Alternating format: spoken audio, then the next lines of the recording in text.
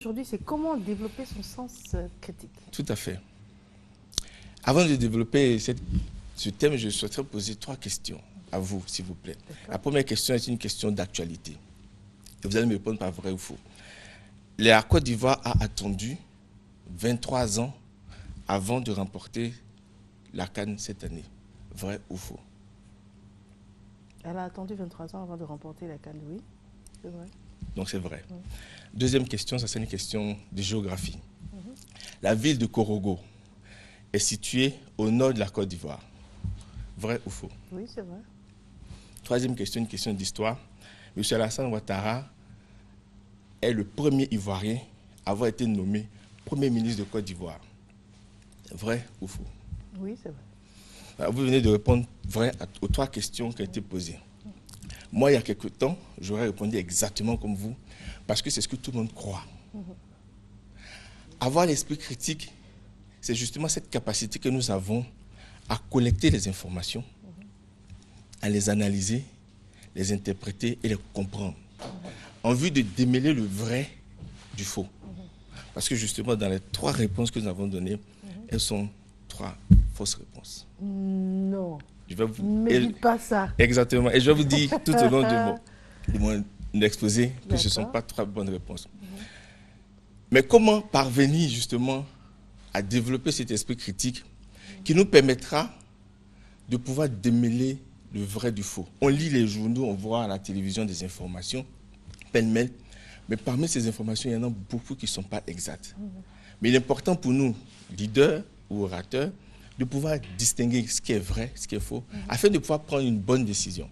Parce que si on prend des décisions sur des informations qui ne sont pas exactes, naturellement, la décision ne sera pas bonne. Bien sûr.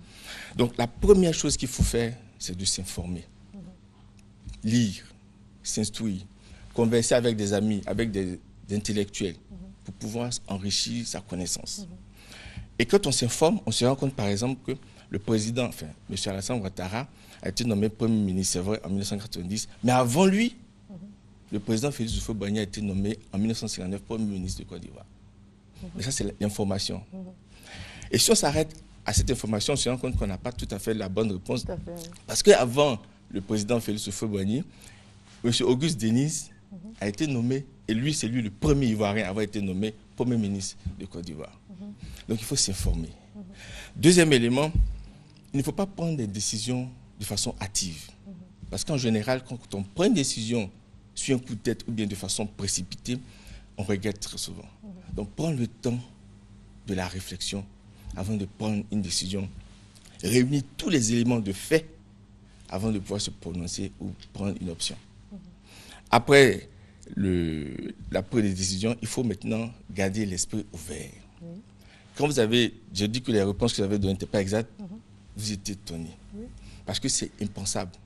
Mais bien, il faut avoir l'esprit ouvert pour se dire, la vérité peut venir de là où on ne l'attend pas.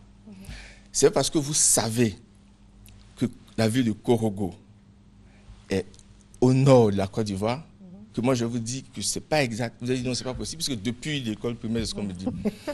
Mais je vous dis qu'au nord de la Côte d'Ivoire se trouve le Burkina et le Mali. Donc la ville de Korogo ne peut pas être au nord de la Côte d'Ivoire. Au nord de la Côte d'Ivoire se trouve un autre territoire en dehors de la Côte d'Ivoire. La ville de Korogo est une ville de la Côte d'Ivoire. L'expression qu'il faut étudier, c'est la ville de Korogo est dans le nord de la Côte d'Ivoire. Et là, c'est encore la recherche, c'est encore l'esprit critique, c'est encore tous ces éléments qui me permettent de dire que, est-ce que c'est correct de dire que la ville de Korogo est au nord de la Côte d'Ivoire? Même si tout le monde le dit, tout le monde a tort. Parce que la règle, c'est la grammaire. La langue de Moli a ses règles. Et pour exprimer cette idée, l'expression c'est dans. C'est pas moi qui l'ai fixé, c'est la règle de Moli. Ensuite, il faut être honnête envers soi-même. Parce qu'on ne sait pas tout. Donc on doit pouvoir apprendre encore davantage. Tous les jours que Dieu nous donne est une occasion d'apprentissage. Il faut être aussi honnête quand on est convaincu d'une position, de pouvoir la conserver.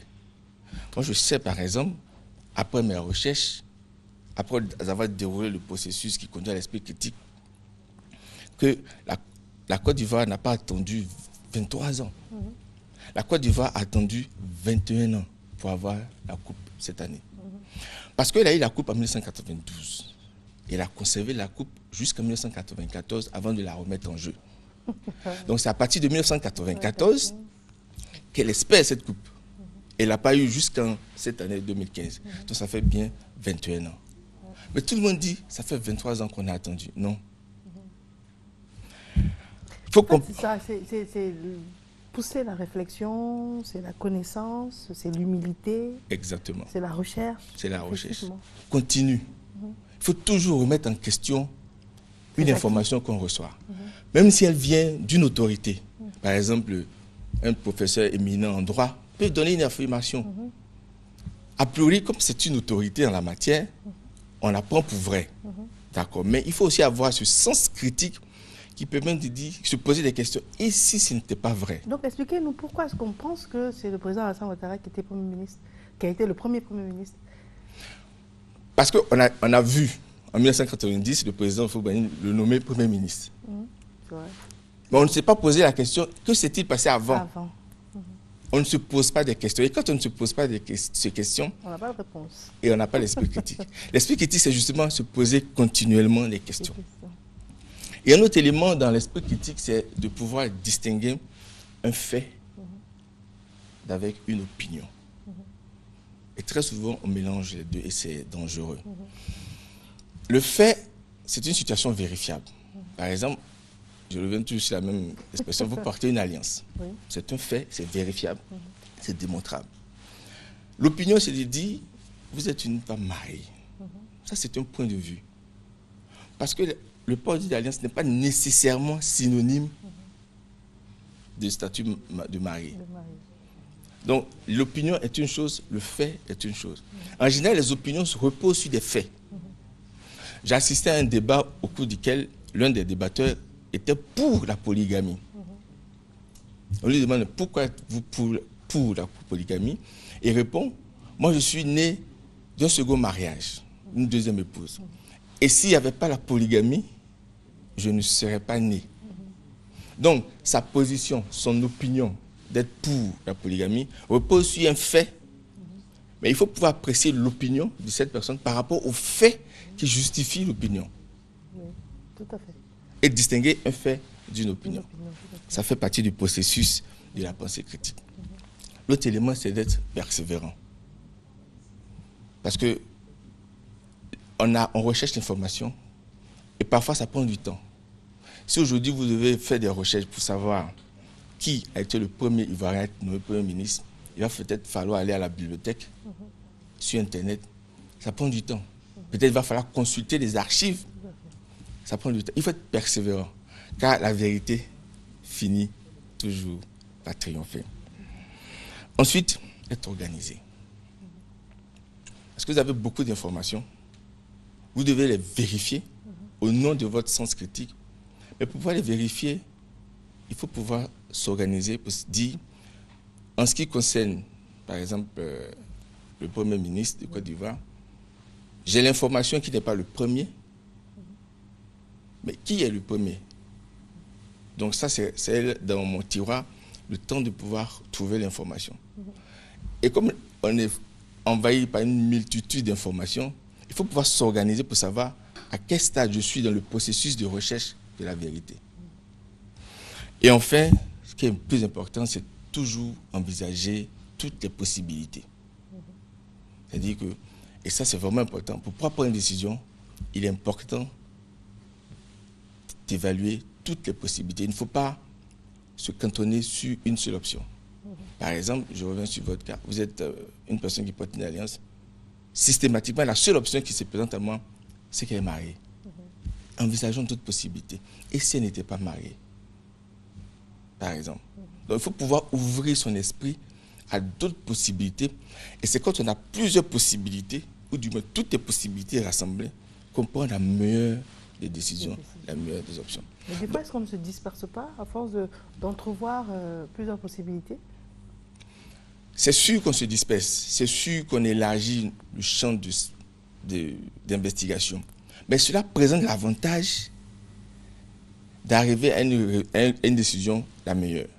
Parce que si on restreint le champ d'investigation, on restreint nos chances d'avoir une bonne décision. Or, ce qui est le plus important, c'est la bonne décision. Un leader doit toujours prendre une bonne décision. Mais s'il écoute une partie dans un conflit, mais n'écoute pas la version de l'autre, il prend la décision sur la base de la seule option qu'il a, mais il y a des chances qu'il prenne une mauvaise décision. Donc, s'il y a par exemple, on veut lutter contre Boko Haram, c'est légitime de vouloir lutter contre Boko Haram.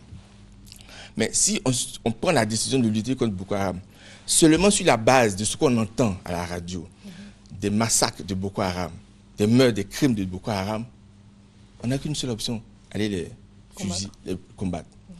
Mais si on écoute les leaders de Boko Haram, on essaie de comprendre pourquoi ils s'attaquent à leurs frères.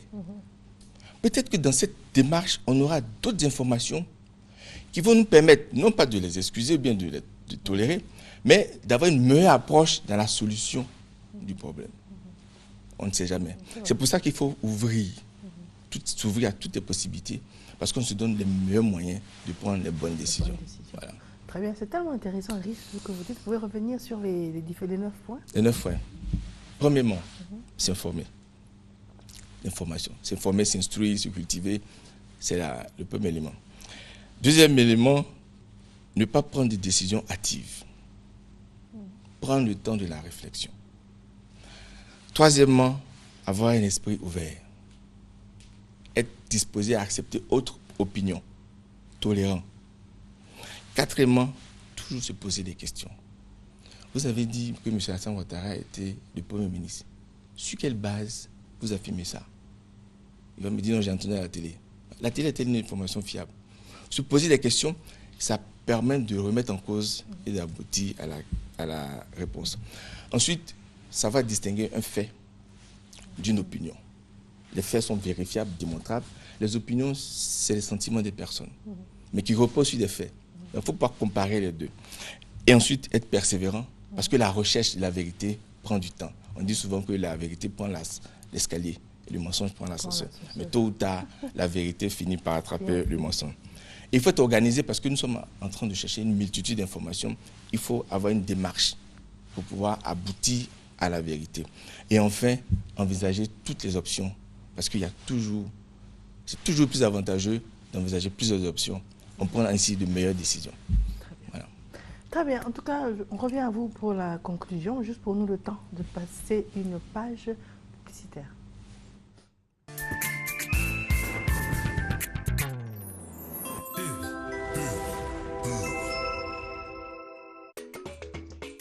Je m'appelle Kwasi. J'ai choisi D6 Ford de Bayer parce qu'il est petit. Donc, facile à transporter. Avec D6 Ford de Bayer, ça marche.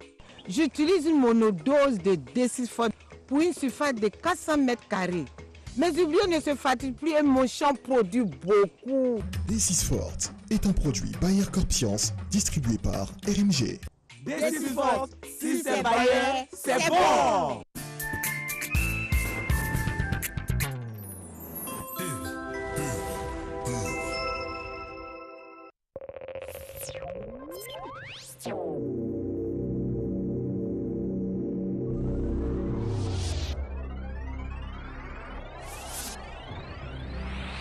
Monsieur Bamba Kassoum, président de la Chambre nationale de métiers de Côte d'Ivoire, informe les acteurs du secteur de l'artisanat que depuis l'adoption du Code communautaire de l'artisanat de l'UEMOA et de la loi relative à l'artisanat, il fait obligation aux artisans et aux entreprises artisanales de se faire immatriculer à la Chambre nationale de métiers de Côte d'Ivoire et auprès des chambres régionales de métiers à l'intérieur. La CNMC, en collaboration avec Orange Côte d'Ivoire, remercie les artisans pour leur collaboration. Mise en œuvre des mesures d'interdiction des sachets plastiques.